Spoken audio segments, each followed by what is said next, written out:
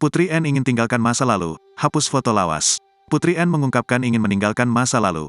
Hal yang akan dilakukan Putri N salah satunya dengan menghapus foto-foto lama di akun Instagramnya. Kemudian juga Putri N berharap semua yang pernah dia cintai bisa hidup bahagia.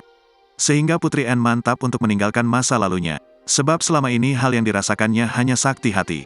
Untuk itu Putri Ane mengungkapkan keinginan untuk menghapus foto-foto lawasnya dari galeri ponsel. Meskipun begitu, dikatakan wanita 33 tahun ini, niatannya itu pasti akan menimbulkan rasa sakit yang teramat dalam. Namun ditegaskan, kini dirinya sudah tidak peduli lagi dengan rasa sakit itu.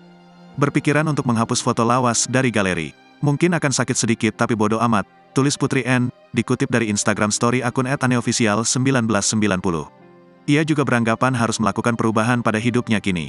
Selain itu, dirinya juga ingin mengucapkan selamat tinggal pada kenangan dan masa lalunya.